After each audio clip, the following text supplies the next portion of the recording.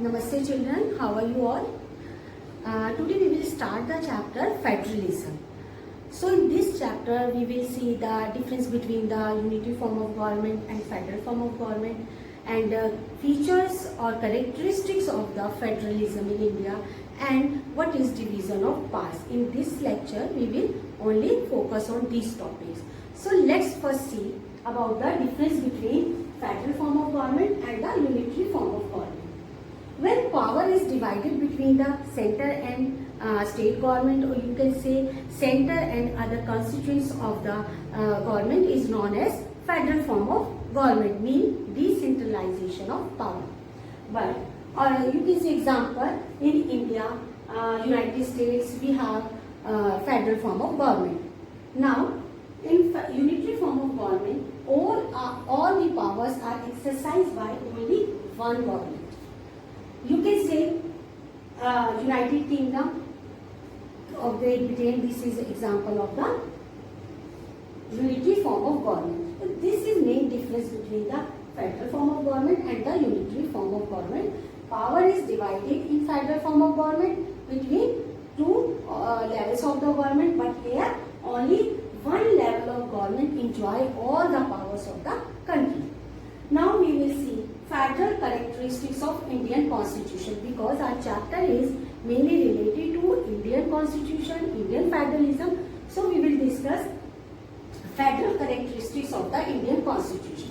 First federal characteristics of the Indian Constitution is its written constitution. Our constitution is written and each article and their parts, schedule, amendment, everything is mentioned. Powers of president, powers of prime minister, Lok Sabha, Rajya Sabha, everything is mentioned in our constitution. And now at present if we see 448 articles are there in our constitution, grouped in 25 parts with 12 schedules, and it has amended 104 times at present. Now the second federal feature or characteristics of the Indian Constitution is rigid constitution. It is very difficult to make amendment in any provision of the Indian Constitution. And third is division of powers. As earlier we told you that Indian Constitution has already demarcated the distribution of power between the center and state government. Next is supremacy of judiciary. Indian judiciary system is integrated judiciary system. There are three levels: Supreme Court, High Court and district level. But the higher court of appeal is Supreme Court. And next is bicameral legislature. This is also another important federal feature of Indian Constitution. We have see here two houses of parliament. You all know about the Lok Sabha and Rajya Sabha. So this is also a federal feature of Indian Constitution. Now the next topic is division of power. Here we already told you division of power between center and state government. How the division of power is demarcated in our constitution. So here we see the three lists are there, under which different subjects are mentioned and different power given to center and state government. So let's begin with the first list, that is union list.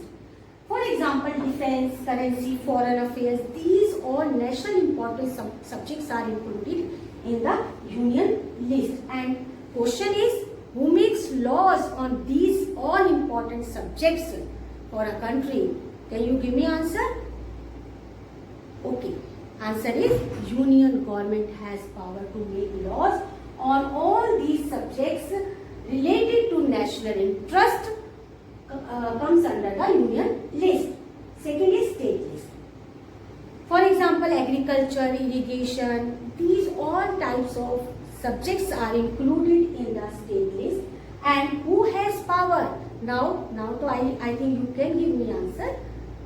Okay, state legislature has power to make laws on all those subjects which are mentioned in the state list. And the third is concurrent list. For example, you can say education, you have forest, adulteration, adoption, succession. These all types of subjects comes under the concurrent list, and both union and state government has power to make laws on these all subjects which are mentioned in the concurrent list. Now, residuary subject. Residuary subject. What is residuary subject? As name show that residuary subjects include all matters not mentioned in any of the above two lists in union and state list. So, examples of residuary subjects are computer, software and cyber law. Now, again question arises, who will make laws on all these subjects which are mentioned in the residuary subjects? Answer is very simple. Union government is powerful, then state government, and all these types of new subjects which will be added time to time will make law. Union government will make laws on all these subjects included in the residuary subjects. So students, in this first lecture of the federalism, we have discussed the unitary form of government and the federal form of government, and second, characteristics, federal characteristics of the Indian Constitution, and division of power between the center and state government according to the different lists as mentioned in the Indian Constitution. I hope you understood all these topics. You should note down all these important points in your notebook. Thank you.